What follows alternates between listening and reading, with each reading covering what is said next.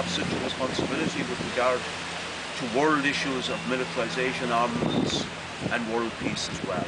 And I see certainly the campaign against this treaty as part of that campaign against militarization, against occupation, and against the big capitalist powers feeling that they can throw their weight around to force, smaller states, third world countries, etc., to grant them concessions in trade, in markets and raw materials, which is what this really is designed to do.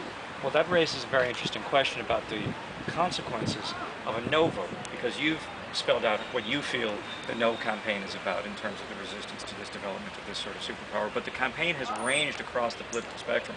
People raising issues of abortion, people raising issues of the corporation tax in Ireland being too low. If there's a no vote, who did win, and how will it actually advance the sort of progressive causes that you're talking about? Well, if there's a no vote, undoubtedly there will then be a huge debate about what does it mean and what were the most important trends that push people in that direction. Now, in the course of this campaign, there were some claims raised by some groups opposing Lisbon that frankly were exaggerated, to say the least, and then you had a certain moral element trying to imply that if we supported Lisbon, that every kind of a social ill and evil and moral bankruptcy would be evident in this country, and that Sodom and Gomorrah would descend upon us and fire and brimstone would come down on Dublin City. Right. That in fact played into the hands, unfortunately, of the S side, who seized on some exaggerated claims, built them up so that they could tear them down, whereas in fact they tried assiduously to avoid some key arguments that we have been raising, like the future of public services, like the question of workers' rights, like the question of militarization. But anyway, it will be a huge kick in the teeth, to use that in a metaphorical rather than a physical way, to the establishment, both here and in Europe. And what I would say then in terms of the Irish situation here, in fact the European, and in fact you could say the situation in America and in Canada as well, the lack of a real serious mass political alternative on the left of the working people just doesn't exist, unfortunately. In a socialist party like ourselves, we're a small force, but we see the need for a new formation of working people and youth to emerge in order to be able to counter the neoliberal agenda and stand up to this huge juggernaut now of privatization, of a corporate-driven agenda.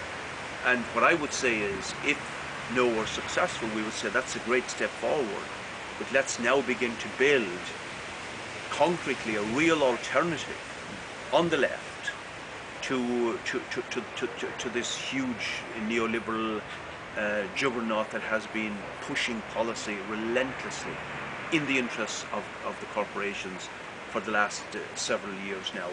And I think with a new situation economically worldwide, unfortunately, with workers' livelihoods threatened and huge uncertainty as a result partly of the subprime crisis, which was, of course,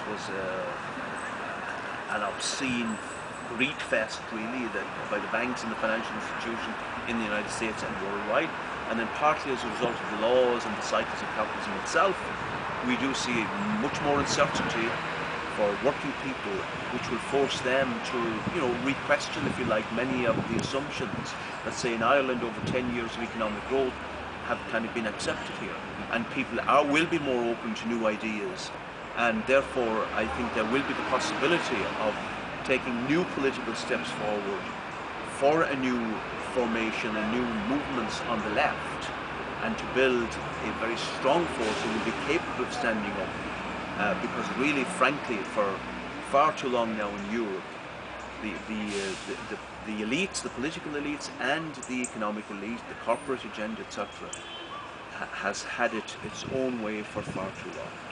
I just ask as a sort of a postscript, the media.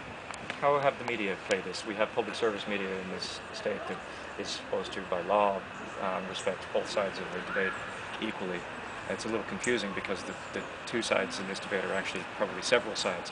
But how do you think the media have behaved in the run-up to this referendum? Well, fortunately, we have had a court judgment from the past as to how the public media, in the sense of the radio and the television, has to behave, and they do have to give equal sides. Now, we might have problems here and there with how that has been exercised, but in general, I think we have been able to get our points across in the public media, the airwaves, etc. The printed media is a different issue completely. Virtually all the mass circulation newspapers are strongly supporting Lisbon, and the huge bulk of their coverage has been in favour of the yes side. And even newspapers like the Irish Times, which would like to put itself out as a paper of considered debate, etc. If you examine the front page lead articles for the last 2 weeks on the Lisbon Treaty, you'll find that virtually every one of them was in one way or another pushing the yes vote, not to mention the editorials which went on day after day in reality. So of course the media has had, the media is a corporate-owned media here, owned by millionaires and billionaires. So obviously they are tied in with the interests being pushed in the Lisbon Treaty. And that's all from Ireland. The votes in the Lisbon Treaty referendum will be counted on Friday. Whatever the outcome, the consequences could be unclear for months or years to come. For the Real News Network and MediaBite, this is Harry Browne.